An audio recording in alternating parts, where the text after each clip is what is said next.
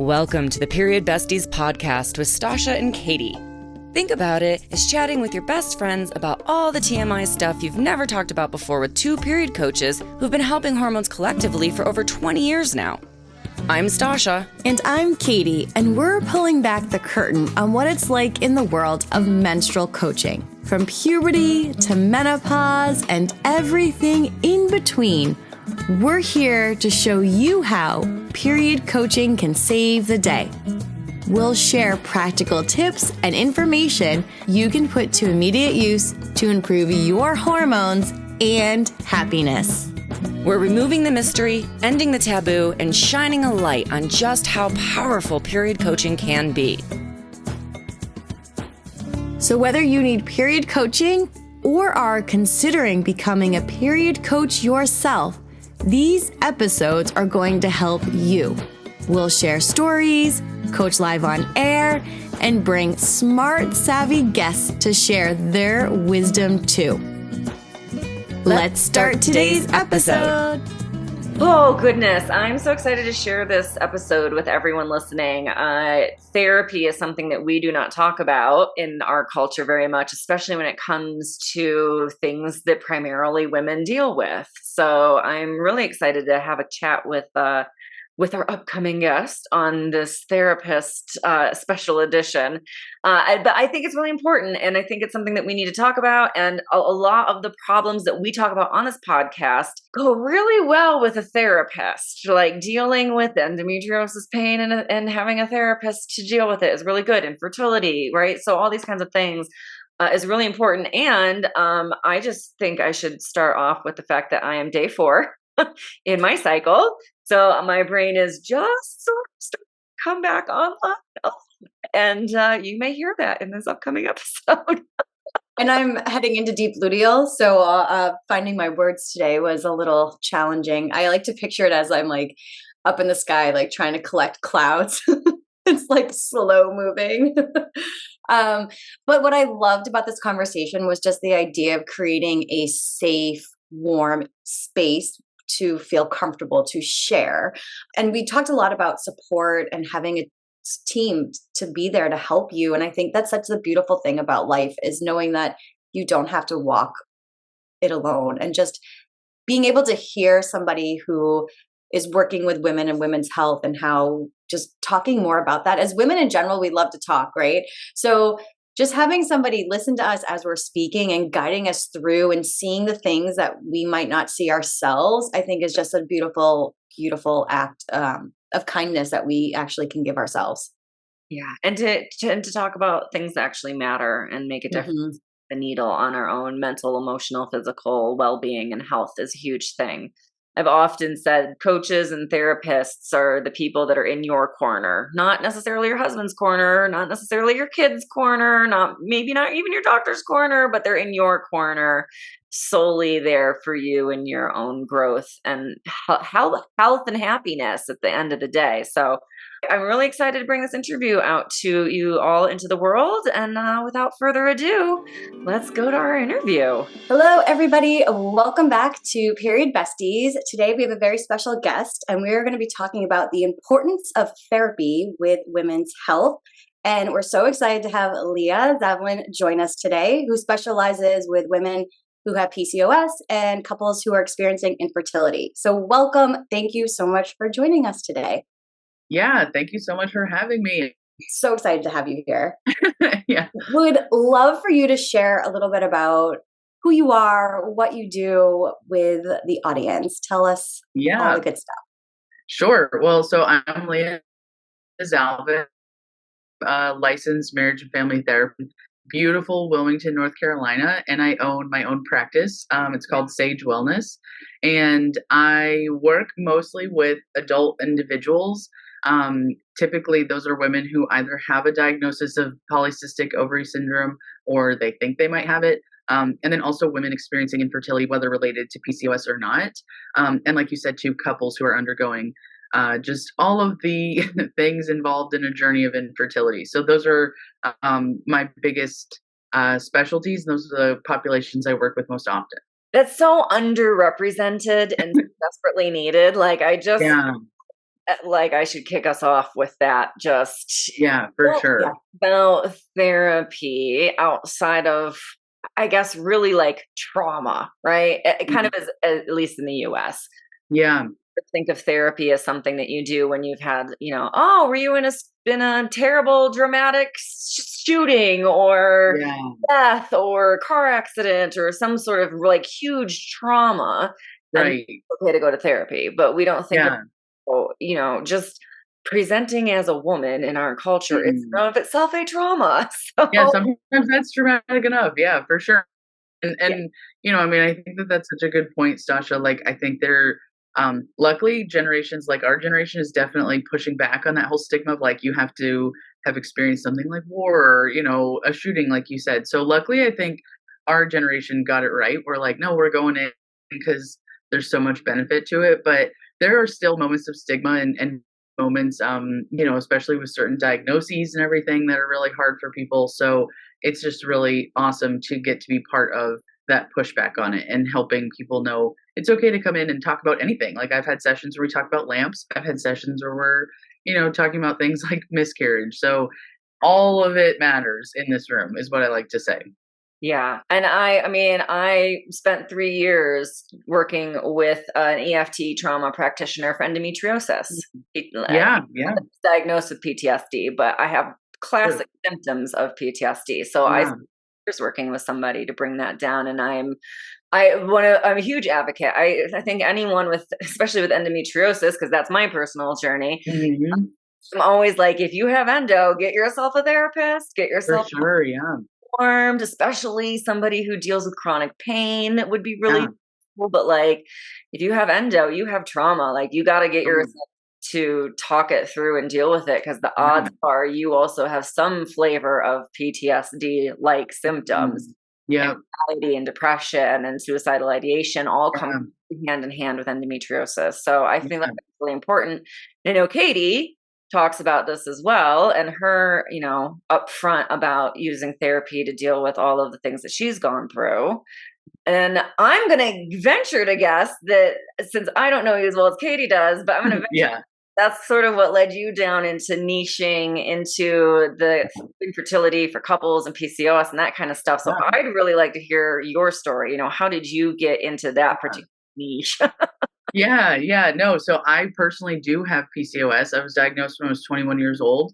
Um, Funny enough, and one of the reasons that I love your podcast and the importance of it, I came to my diagnosis because my sister read an article about PCOS on Snapchat. So that was how I came to know what PCOS was. We were at the gym one day and I was like, yeah, man, I don't know. Like all of a sudden I'm like fuzzy on my face where I never was. And I was like, my period is gone all the time now, like months. And she was like, I just read this thing. And I looked into it, I was like, this is me. And that's what led me to go to my OB.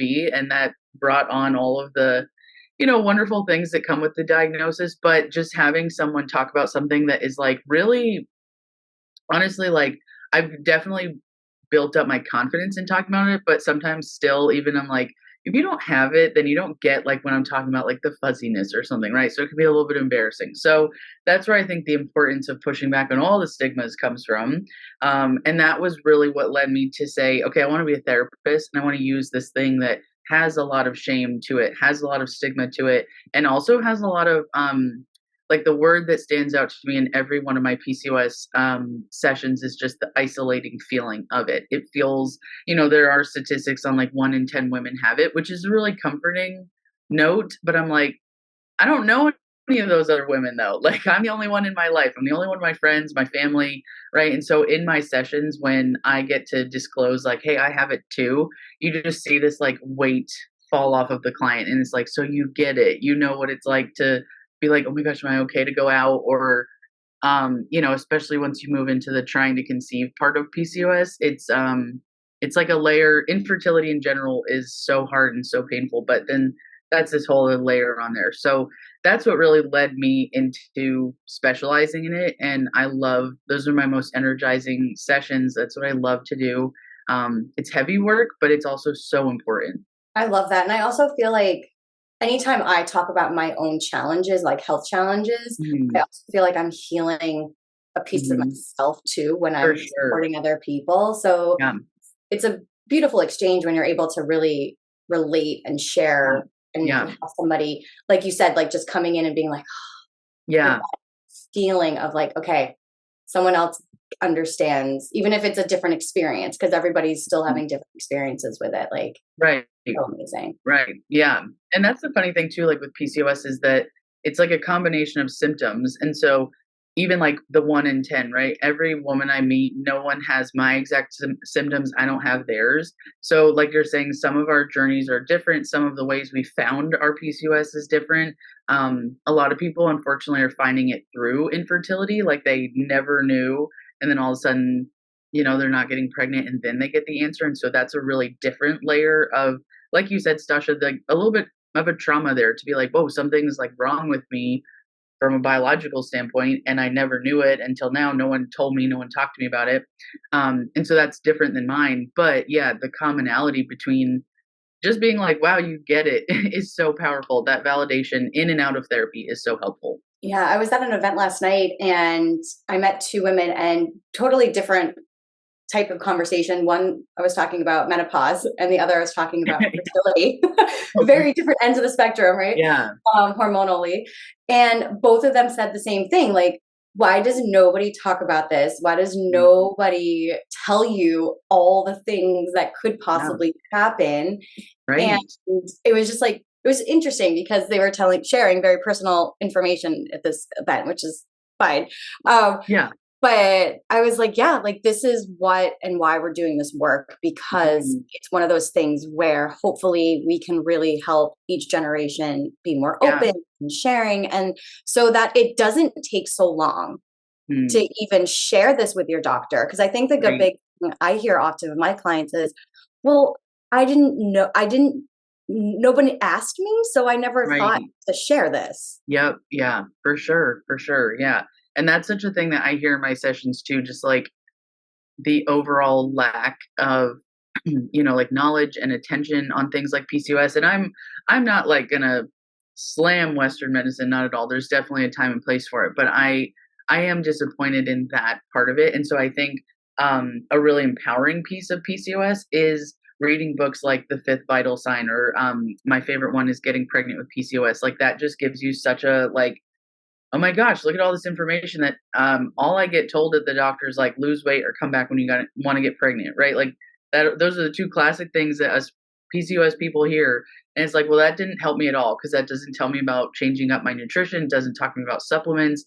It doesn't make me feel any better about anything, right? And so it sucks, but then there's this really empowering piece of like, I'm going to connect with people. I'm going to learn my own things, like finding people like Katie, reading books, listening to podcasts. Those are like the tools that I think make living with PCOS really possible. I love that. And something I want to touch on too, just something personal that I went through with fertility and infertility and Yeah. just figuring out my own journey. Like therapy was so helpful.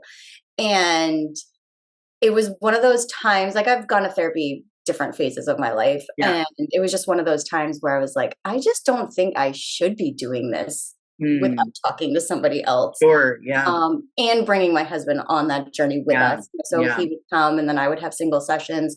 But Yeah. how's that work been for you? And how are you feeling with that work? That's very heavy work, Mm, right? So you have two very heavy yeah. like Yeah. subjects. For sure. Yeah. They're both really heavy and they're both really personal to me. Because I have PCOS, I've gone through infertility, and I have been on the couch, I like to say, as the client in my infertility journey, both with my husband and without him. And so part of me when I chose these specialties was like, oh gosh, is this gonna be like too much for me or something? It honestly is the exact opposite. Like I think because of what you were saying, Katie, there is such like a lemonade out of lemons kind of thing to be able to sit across from someone and one be let in on their pain, because gosh, an infertility journey is just so painful and it's so hard. And so for someone to let me in on that, especially in a couples dynamic, it's just such an honor.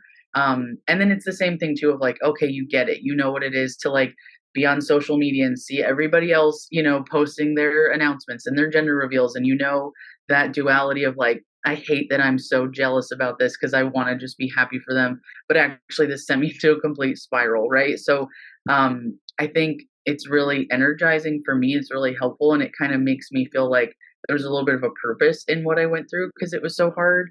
And I got to give it up to the husbands who come in, right? Because that's like, I think a lot of focus of infertility goes to the women, as it should. It's our bodies, ultimately not doing the thing, but they experience it in a way, they're in it in a way, but it's kind of different. A lot of times they don't know how to help, they don't know what to say. And so for them to be able to come in and say, like, I don't know, help me help her, or help me just understand, like, that's definitely the angle that I at least start with, is just creating understanding for what it's like for her, what it's like for him, what's helpful in the process of infertility. So it's a lot of learning, it's a lot of processing, but it's all really, really cool stuff. That's incredible. And do you feel, because I felt that I learned a lot about my partner through that too, like things that I feel like sometimes the partner doesn't want to bring it up because they don't like make anyone feel bad, whatever.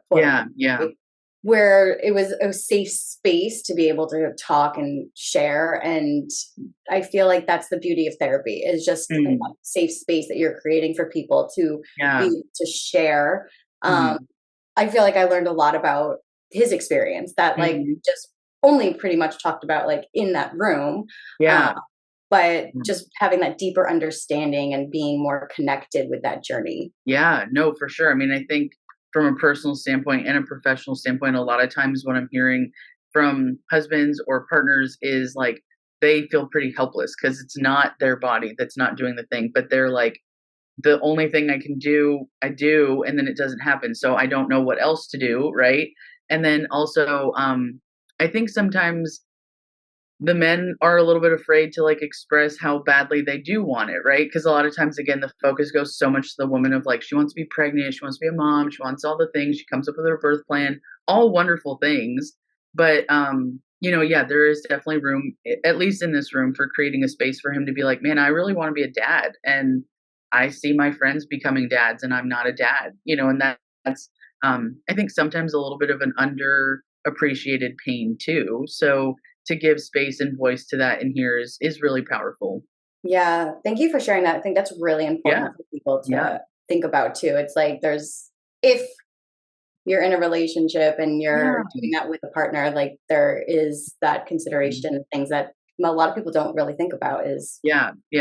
He's a part of it too, in one way. So yeah, that's a cool thing about therapy too, is just like, if you walk in this room, then you're holding value and we're going to hold space for you no matter what it is. And that's where I think therapy helps in things like this, where we can feel really polarized. It just helps bring everybody to the same page. Absolutely. It's certainly, like you said, not to poo-poo Western medicine. It has its time and its place. Right. It's vastly overlooked a lot of issues for women. Like, I really venture to guess that the 1 in 10 statistic is higher than that. Same thing with endo. It's a 1 in 10 statistic. Sure, it's higher than that in reality. So it's one of those things where it's overlooked and kind of tossed to the side. It's only even in recent history that they've gone, oh, you know what? Men could actually be part of the infertility problem. Like, maybe we should test sperm count. Like, it wasn't even looked at until recent, relatively Western history. So it's interesting to see where those gaps are in our own care and connection and support. And then fill gaps where we can, like I can't fund an entire research lab, but I can certainly help the people in my world. So, making those differences where we can. Yeah. Actually, what is one of like your favorite thing about doing this work? What's the really soul satisfying part of it for you? Yeah, I think, there are so many things, but honestly, like the biggest one is definitely getting to sit across and witness the healing moment, like whether it's a piece that needed to be connected, what grace that needed to be shown to someone, or just like, I don't know, accepting things. Like those are probably like healing, grace, and accepting. Like when I see that happen for a person, I just know like the weight that comes off with those things and the freedom that they experience is so awesome. And I'm not doing it. I get the vantage point of just being along for the ride. My clients are the ones putting in the work and doing it. And so it really is such an honor to just sit and see it all happen and hear how their life, changes, how it impacts their life moving forward and how their mindsets change or relationships change or things, and it's really hard work, especially because when we're talking about acceptance and like grace, we're talking a lot about things that are outside of their control. And so those are the hardest ones to be like, okay, well, I can't do anything about that, but here I am, right? So I think it's just really awesome. That's my favorite part. That's what makes every like session or long day really worth it, because I just get to see it in a way that no one else really does, because this room is so sacred and safe and protected. That's a really good description of that journey. Yeah. To witness it, right? There's something bearing witness that's very old and in the bones. I feel like real almost, where when you're bearing witness to somebody's journey, it really makes it feel real in a way where there's a lot of work that you have to do on your own in your room by yourself, but also having that space where you're witnessed really does make it feel concrete and feel and tangible in a way that sometimes, especially I think a lot of us are quite good at just kind of gaslighting ourselves out of thinking we've done anything or made any progress or any of that kind of stuff. So it does seem like it's really having, this is, I tell my clients this a lot, like, I'm here to remind you of how far you've come. Yeah. You forget how far you've come when you're looking to how far you have to go still. Yeah.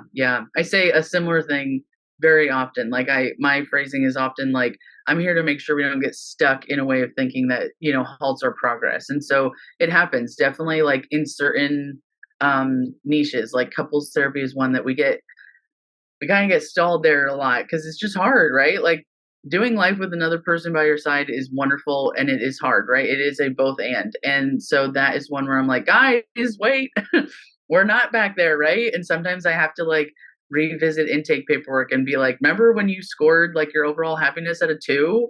Where are you at today? And people are like, oh yeah, okay, well 5 is bigger than a 2, right? So it is really important. And I think human nature is one to be the most hard on ourselves. And so that's where I think therapy, or people like you guys who, I mean, I worked with Katie as her client, and she definitely would be like, Lia, no, remember you're doing the flaxseed stuff now, right? Like, so we need people like you guys who come in and are like, I can see it at a vantage point that you can't.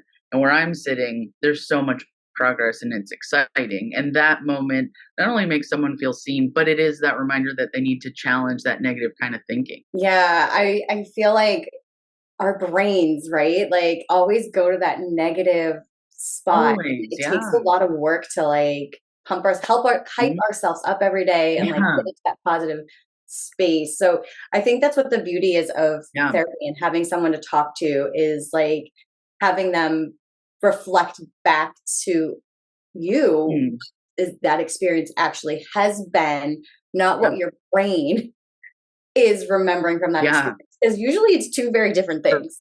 Essentially just a mirror in the corner for you. So when you're coming to your conclusions, or when you're like, reaching points of progress, it's you. It's not anything about me. Yeah. And I know that every session is probably very, very different and unique, but some people that are listening might not have ever experienced therapy before. Walk us through kind of what your role is and how sessions kind of work, especially with the PCOS and the couples and people experiencing infertility. Yeah. I mean, definitely to say that they're all different. They all have their own like tone and pattern and rhythm is totally true. Typically, like starting, no matter if it's an individual or a couple, my process is a pretty intense intake assessment where I'm asking a ton of questions and my laptop's out and taking lots of notes. And it kind of feels like, I got to get all this information in 1 hour. So I always like to tell people, like, we've got time. This is just like, give me the gist and then we'll go from there. So that's what the intake typically looks like. It's very much me leading it. But then afterwards, I'm super client led. So when my clients come in every week, they know, if anyone were here, they would tell you that I start every session the same way by asking what's important or feels helpful to talk about today. And so they give me the material. I go with them where they go. And sometimes that is like, okay, well, what we were talking about last week, I did that and it went really well, or I did that homework assignment. Other times it's like, something totally new. Maybe they just went to the doctor for something and got some kind of news. Maybe something happened in the couple's life that, is a new layer we hadn't talked about. So every session, follow-up sessions, they kind of go where they need to go. But no matter where we go, the kind of like theme is the same of, listening, validating, seeing what's not working, seeing what we can come in and break down and understand it more. And then also when we build it back up, we're doing it in a way of like, what changes need to be made? What, I call them tweaks too. Cause like, I think when we come in and we're like, overhaul the whole thing, that's really overwhelming. So we just do like small tweaks and watch them kind of build on each other until we get to the point of like their goal being accomplished. So everything, at least for me, every therapist is different, but I like to be really client led, very gentle in my approach, and kind of like take a step back to let it be their hour, especially when working with like moms or couples. Not often in your life do you get a week or an hour a week where it's just about you. So I really try to protect that space as best I can. And that's where I say, like, if someone needs to talk about lamps for an hour, I will sit and talk with you about lamps. I don't care. It's your hour. So I would say that's like my best way to answer that about me, at least. I like that. Because sometimes the lamp thing, like you just got to get out of your head. Yeah, right. Like if you're like, gosh, I've been looking at these lamps and I don't know which one to buy. And then we talk about, the cool thing about therapy too, and I think this is one of my other favorite parts, is we might be talking about lamps, but somehow we're going to get to like, you're stressed about money, right? Or like you feel like you aren't really great with money. And so everything is connected. And I feel like individual therapy, you see that, but couples therapy is kind of where I see it even more, probably because there's two people in the room. Maybe just the connections are a little bit more. I don't know exactly the reason, but the connections in therapy are so cool and so fun. Like I nerd out on them because I'm like, guys, wait, this is what we're talking about over here. And now we're over here. And they're like, yeah, we get it. But it is really exciting. Yeah, because sometimes it's easier to talk about that lamp to like just get it out of your head, get out of your body, Definitely. those feelings, and then you can get to like the real stuff that you want to talk about. For sure. Yeah. I tend to do that. I talk in circles and then I'm like, well, this is actually what's bothering me. Right. Yeah. In the therapy world, it's called process versus content. And so part of my job sitting in the room is like, I'm going to listen to the content, but I'm always looking for the process. And when I feel like maybe we're ready, or when you bring it up, that's where we get into the content, the process. That's where we're going to really make changes and see things happen. So content matters. We're just always looking for process. That makes so much sense. And I see that in clients as well. So it's kind of going, okay, but is that really the problem? Or is that actually just using to deal in the moment? Right. Yeah, especially as I have a lot of people with endo and businesses.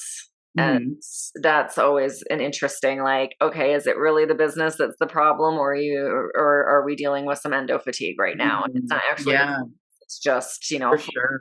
thing. So it's interesting to see that like spiraling sort of talking and then kind of getting into it, something that overlaps across a lot of industries in this whole field.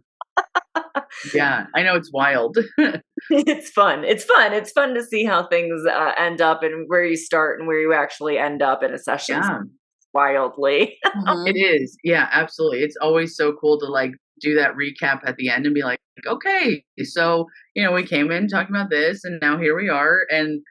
But then it also is like, it's a chain. So it doesn't even necessarily like always have to matter what came in, or what comes out, because it's all connected and it all matters.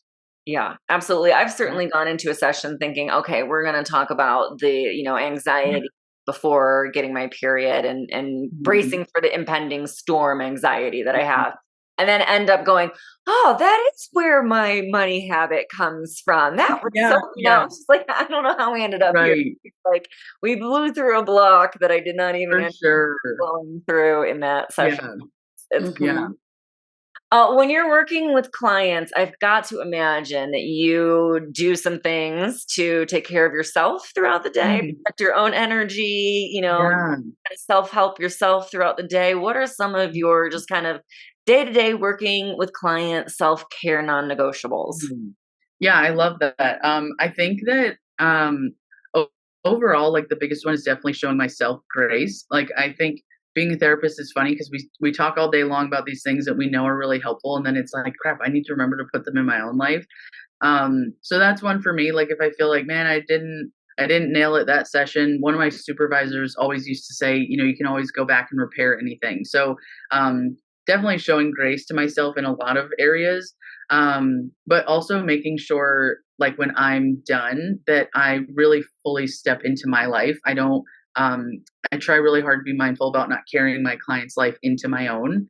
And I think becoming a mom has helped me with that because there's not a ton of time anymore. Like when I get home, I'm on my kids with me, and it's the best thing in the world. He is a natural barrier of just like now I'm 100% focused on him. Um, but also I think like paying attention to my friends and family and just getting to talk with people who aren't therapists because then it snaps me out of my therapist brain. I also my faith is really important to me, and so that's something that I call on when I need it. So there's kind of like a mixed bag. I'm a mixed bag kind of person. I say that to get that lamp. See the lamps. Um, I say that to my clients though too, because we can't have like not all of these coping skills or self care moments or one size fits. So we have to kind of like have a mixed bag, and you grab what applies.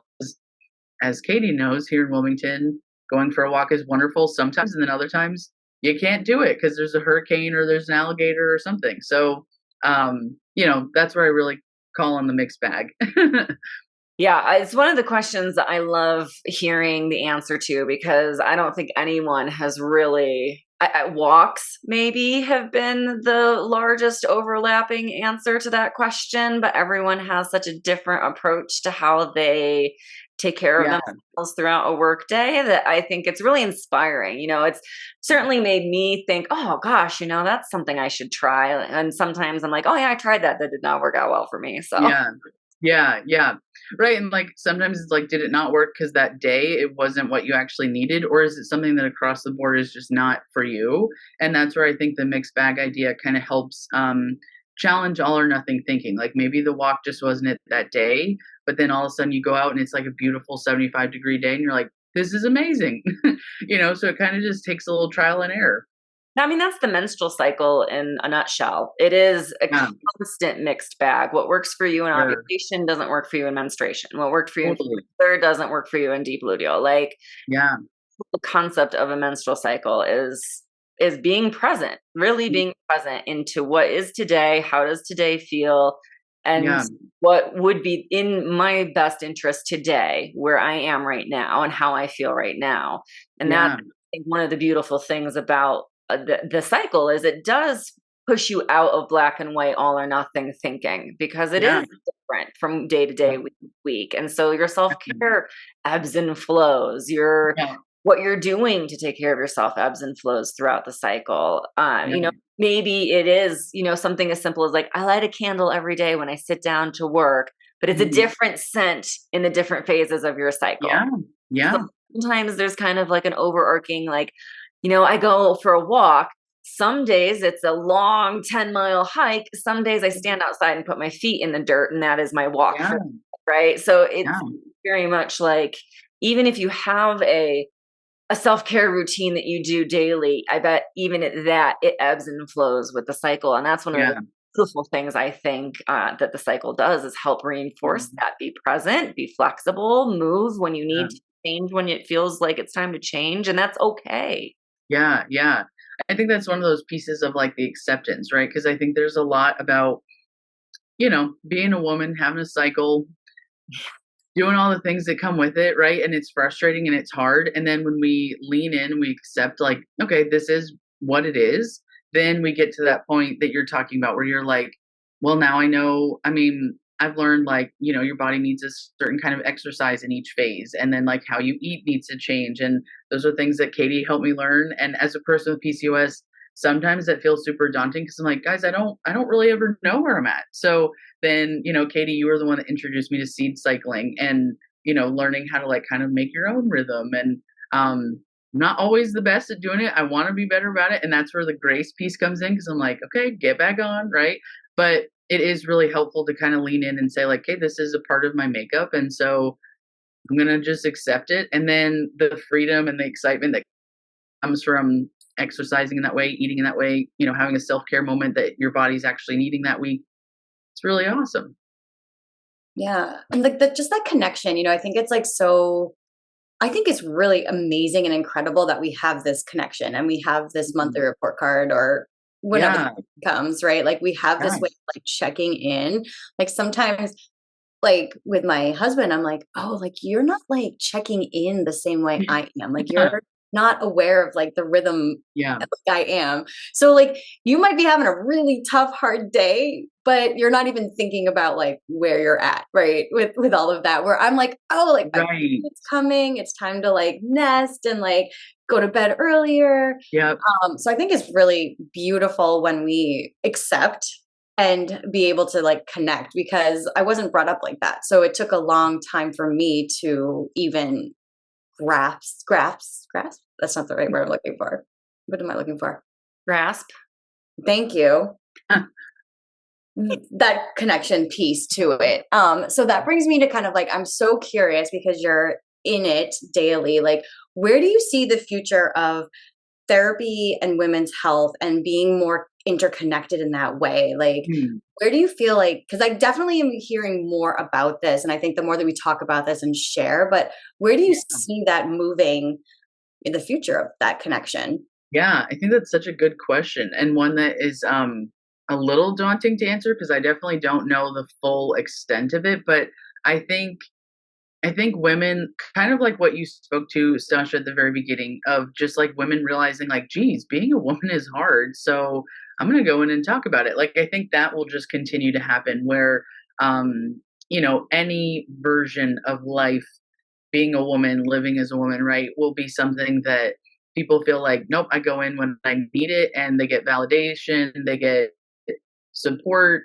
There was one provider here in Wilmington that I met with who is a physical therapist, and it's someone Katie, and she said that she's a really big advocate for creating your life team, and that could be like a mental health therapist, a physical therapist, a nutritionist, a physical trainer. So I kind of feel like maybe that is where we're going to, of like really building up someone having this like really well-rounded and grounded kind of approach to their wellness. And mental health is a huge part of that. I think sometimes we can get boxy with like, well, my health and wellness means like when I go to the doctor. And so I think we're moving into, yeah, it does, but it also means where you're at mentally and how well you know yourself and things like a cycle. So I think it's just going to continue to progress and get better for women, honestly, or at least that's my hope.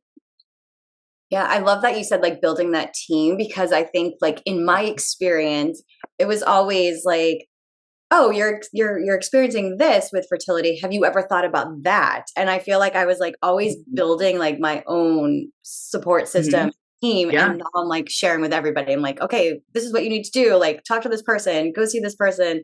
Not to like make it too much, too extra, but so Right, often, right. at least in my experience, like it wasn't coming from the doctors I was working with. And again, like no, that that's Yeah, a no different shade. wheelhouse, right? Like they have what they're doing. Yeah, yeah. But I Mhm. feel like what I love this building of the team and having everything so connected. So if you're experiencing this, here's a good next step to take rather than like Right, right.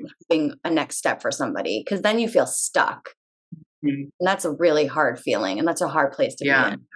Yeah, and I think one thing that I've kind of learned as a person who I myself moved to Wilmington, I'm not from here, but also like Wilmington in particular, and like a lot of cities now in America is really transient. Like we have a college here, we have a lot of people moving here, and so there's this cool thing about you of like, yeah, you can go in and get the mental health help, but also there's a lot of connections and resources that come from therapy that could be like as surface level as like I really love that nail salon down the street, or it could be like I know this physical therapist personally, and I think she can be really helpful. So there's a cool thing in therapy because you can ask for anything that you're needing because it's a safe and open, vulnerable space. You might be able to get a lot of connections that aren't like, coming out of a DSM-5 or anything, but they're going to be really helpful to building your life team, your overall wellness. And that's really cool. I think it's a cool part to be a part of that in the Wilmington community because I'm not from here. So I've built up my own version of that, but then I love sharing that with my clients too. I think that's one of the keys to women building businesses currently is Yeah.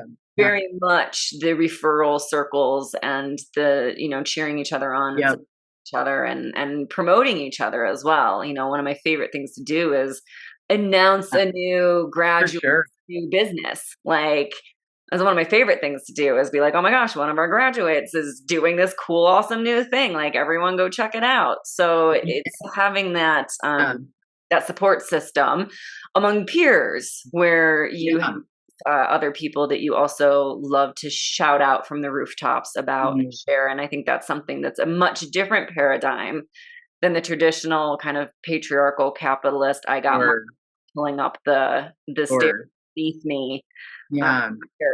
Typical way of doing business where you slap your enemies and come out top and we're all like each other. Yeah, for sure. For sure. Yeah. And like, I think really embracing the overall kind of life team idea means like, that you're not the end all be all, like people need more than just you. And so then finding those people that fit and are trusted and you feel good about that referral. Yeah, it's pretty awesome. Like, cause then you just know this person is looking at it from a 360 view and that like can't be beat. And it's something so beautiful about walking through life knowing that you're not alone and being fully supported. And that just makes everything, I feel like, a little bit easier. I think let's make our life as easy as it can be. It's hard enough as it is. Like, let's all support and cheer each other on. Oh, yeah, why not? Yeah, for sure. I love it. So we have a speed round at the end of questions, but before we do them, I just wanted to take a moment and ask you, where can we send people to find out more about you? Where are you on the socials and the interwebs? Yeah. So I have an Instagram for my practice. Again, it's called Sage Wellness. My Instagram handle is at Sage Wellness ILM, which that's the Wilmington piece of it. And then I also have a website, it's the same thing, www.sagewellnessilm.com. And you can find both, like if you go to the website, you can find out about my Instagram. If you're on Instagram, you can find out about my website. So yeah, that's definitely like my number one spot if you want to find me. I'm also on Psychology Today, which is an amazing website just for anybody looking for a therapist anywhere. You can go on Psychology Today and you can put a ton of filters in there for exactly what you're needing and wanting, like, the issues you're dealing with, but also, insurance or if, you have a certain budget or something like that. So Psychology Today is a wonderful place to find a therapist. I'm on there. But there are thousands of amazing people on there. So that's just a little website that I'd throw out for anybody. Awesome. Thank you for sharing that. That's helpful. Yeah, for sure. All right. Shall we speed round it? Yeah, let's go. Let's have some fun. All right, kick it off, Katie. We'll learn even more about you. Okay, so what is your biggest craving? I'm an Italian from New Jersey, so I got to say bread. All right. Well, as an Italian from New Jersey, do you eat the bread or do you substitute something else for that craving? Such a good question. I mean, with Katie here, I gotta admit, like sometimes I do go for the bread, as she knows, but sometimes other times I do try to supplement it. Just kind of depends. Like I said, it's that mixed bag. If I'm in a day where I'm like, you know what, just have the bread. I'm gonna have the bread and show myself some grace. So it depends. I love it. That's an honest answer right there. Yeah. With my nutritionist on the, or dietitian on the call, gotta be honest. So. What's your favorite way to move? Oh, I love a HIIT class. A little shout out to a local gym here in Wilmington, Soul Fitness.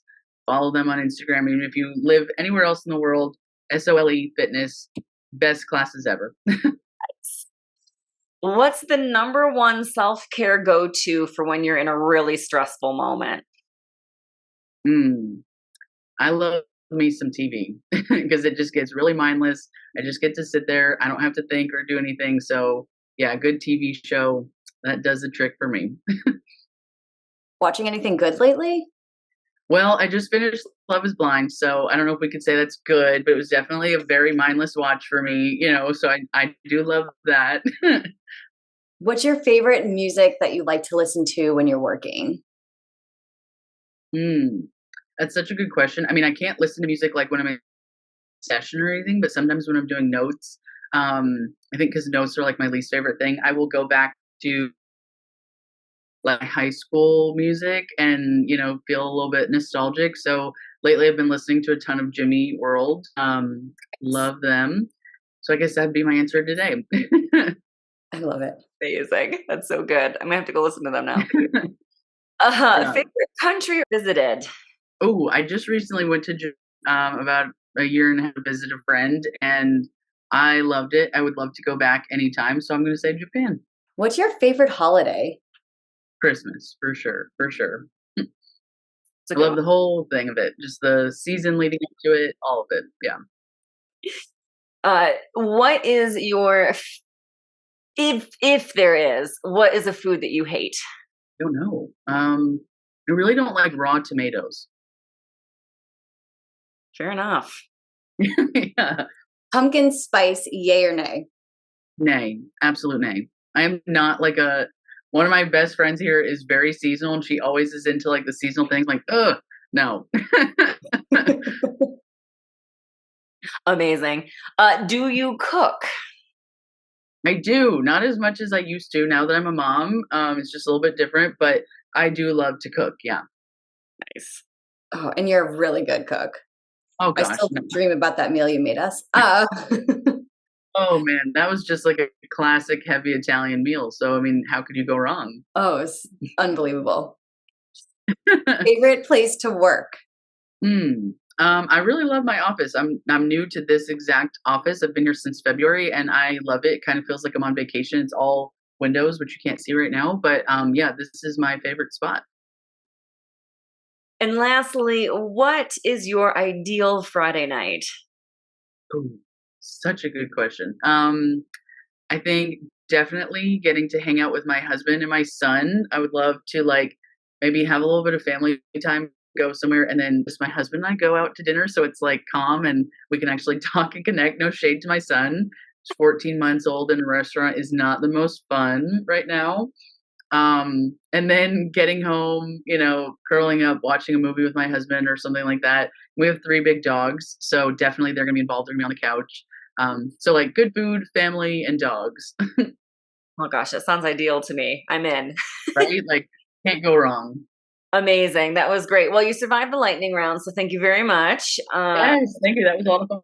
That was fun. I like those. I feel like we get to meet people on Yeah, level there. So thank you so yeah, much. those are awesome. I love it. Yeah, and thank you for sharing with us today. That was really enlightening. Sure. I really do hope that anyone listening who's been maybe on the fence or like had Yeah, that little voice in the back of their head going, you really should call and see if you don't have yeah, the appointments on, your payment plan or something. for sure, for sure. Yeah. Take that step Yeah. and go for it. So I really hope Definitely. that was encouraging for people.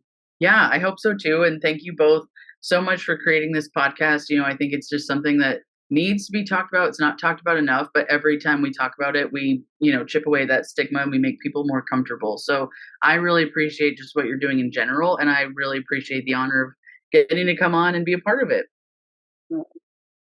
Thank you so much for being here. Yeah. I learned a lot. And I Thank hope you. everyone else did too. So for everybody listening, be sure to follow Lia. And thank you so much for being here. And we will see you on our next podcast episode soon. A big shout out and thank you to our sponsors for today's episode, Period Coaching School and Katie Bressack Wellness. Thanks to you, our favorite bestie, for listening to the Period Besties podcast, where no topic is TMI.